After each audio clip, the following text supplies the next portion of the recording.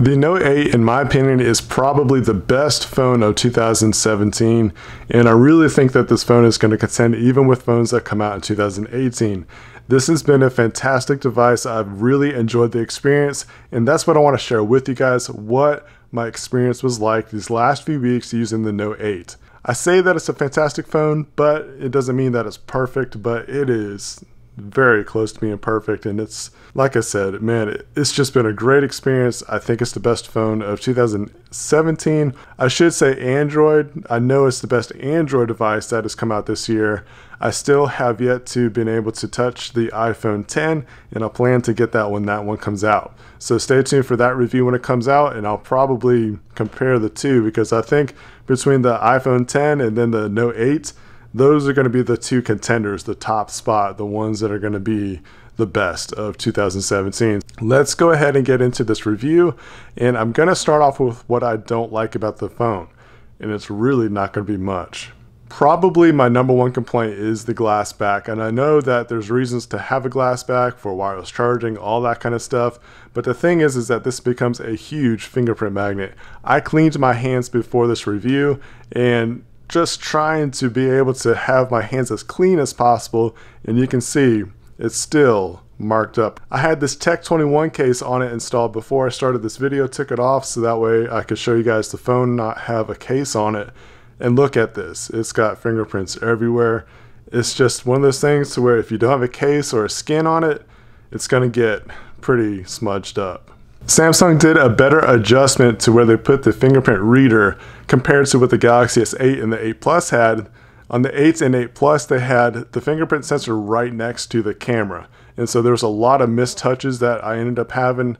The camera actually got dirty quite a bit, so I had to kind of be more cautious about cleaning off the lens a lot more than if the fingerprint sensor was elsewhere. I think that they should still put the fingerprint sensor down here somewhere towards the middle to where it's a natural placement if you're holding the phone.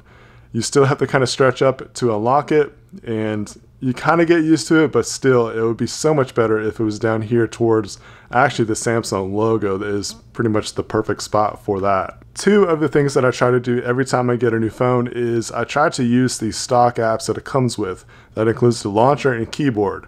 I tried my best to use both, and I still ended up having to put Nova Launcher. I just really like Nova Launcher. I love the setup that you can customize with. That's just how I like to set up my phone. So I went to Nova Launcher, and I also went back to SwiftKey. I kind of dabble between SwiftKey and Gboard, but SwiftKey tends to win me over more than anything, and it's just what I prefer. It works better. I like the memory that it has. I like how it learns your habits and all that kind of stuff with SwiftKey. It's not a terrible launcher. It's a whole lot better than what it used to be, and it's not a terrible keyboard. It's a whole lot better than what it used to be, but it still hasn't won me over enough to ditch SwiftKey or Nova Launcher. But the other cool thing about this, and we'll get into what I start liking about the phone, is that you can customize the look. This is not what the stock looks like with the Note. It's like a material design and also just a marshmallow kind of design. And the way I got to that is to go to wallpapers and themes.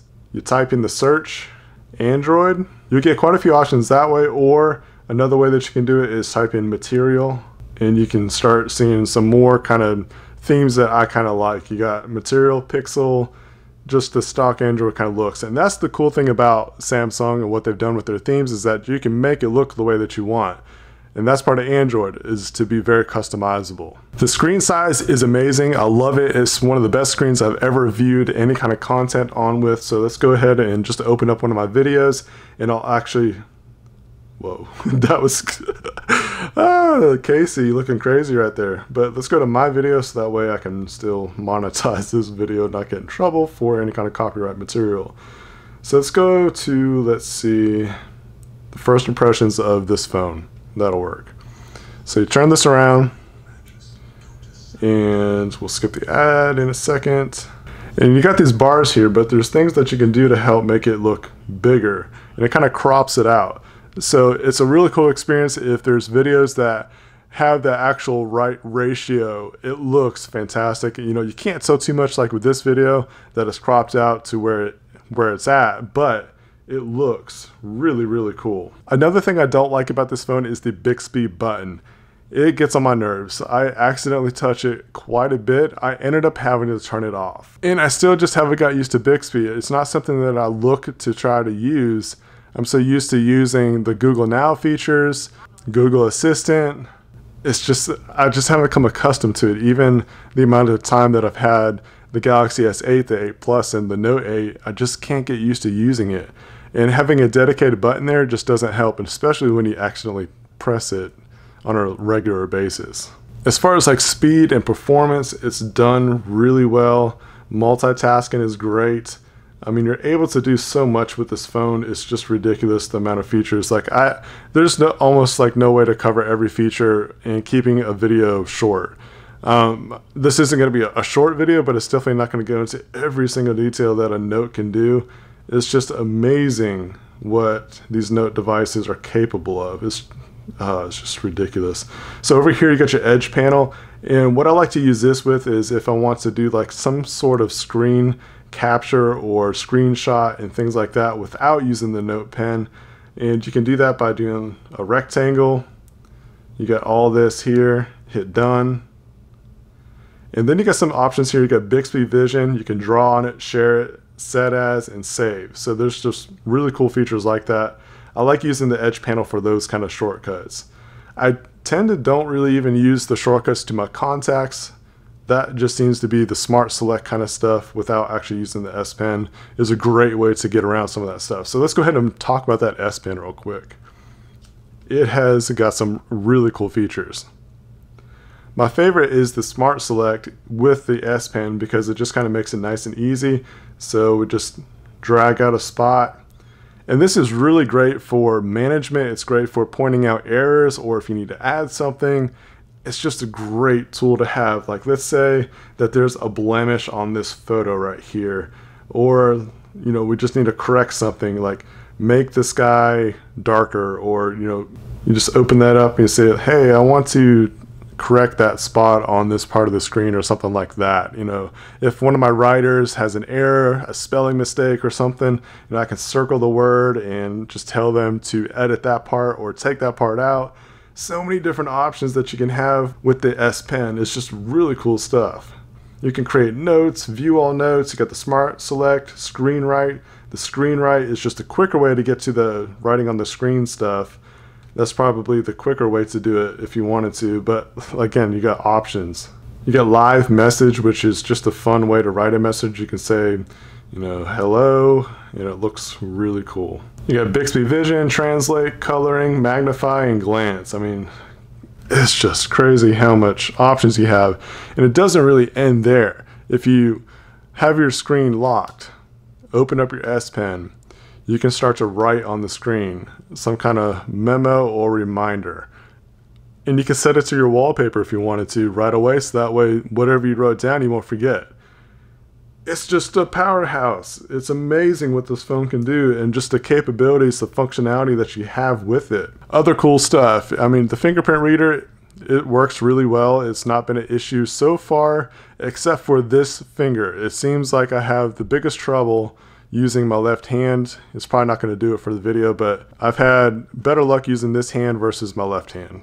Go figure. However, using the iris scanner, I think that's actually the easiest and quickest way to unlock your phone. All you gotta do is basically hit the power button, look at the phone, and it unlocks really quick. Other great things about this phone is that it's water resistant. You're gonna have good water protection. If you want to take this to the beach, take it to the lake, you're not gonna have to be afraid of it getting wet. You could actually take it underwater for a little bit and take some photos or videos if you wanted to. You still got your headphone jack.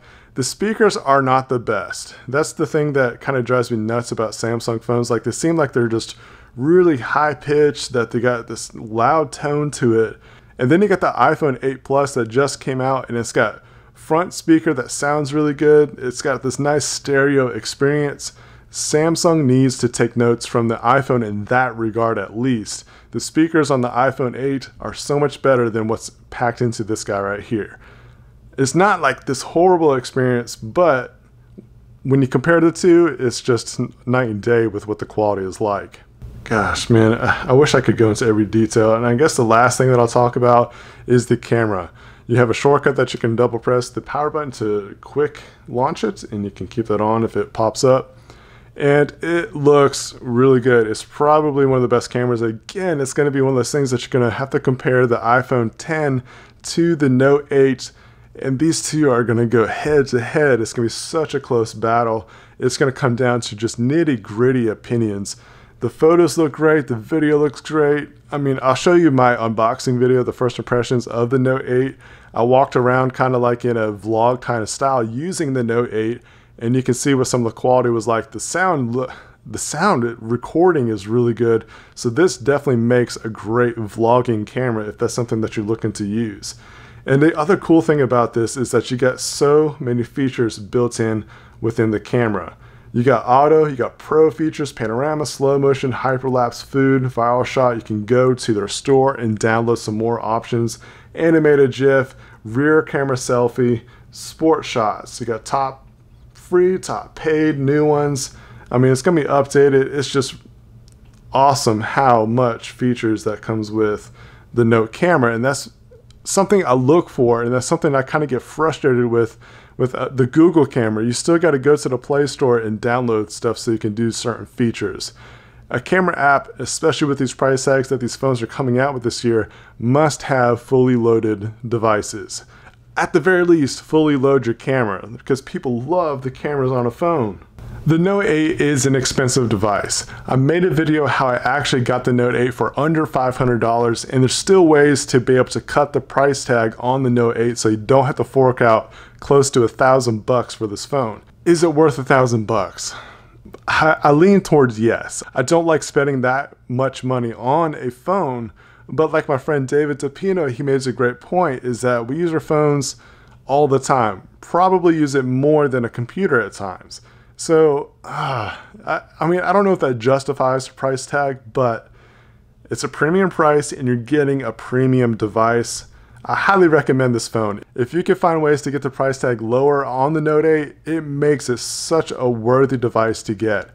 Like I said, I got this thing for under $500. There's trade-in programs. Verizon has probably one of the best trade-in programs that a carrier offers. It's a great way to go. I think, man, there were some devices you could get over $400 back from. So that automatically cuts the price down quite a bit. Oh man, I don't want to make this video so long, but there's so much to talk about with the Note 8. It's a fantastic phone. There's so many more features that I could talk about, but this video would probably be about an hour long just to try to cover all that kind of stuff. So with that said, let's keep the conversation going. Leave comments down below, features that stand out to you that I didn't mention. I'm curious to see what you guys like about the Note 8.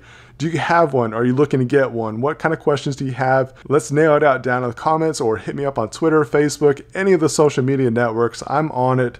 Send me a comment and I'll reply to it as fast as I can. Thanks guys for watching, I appreciate it. Subscribe, hit that notification bell so you don't miss any videos when they do come out. Tons of videos on my to-do list, and you don't want to miss those, and the best way to catch those is to hit that notification bell. You'll be the first one to know it. Follow me on Twitter and Instagram, Facebook, whatever your favorite social media network is. I'm on them. I think I'm on Twitter the most, so come hang out over there with me. I'd love to chat about some tech with you. Man, it's been such an exciting year of phones, and it's still not over yet. We still got a couple more guys trying to hit the shelves before Christmas.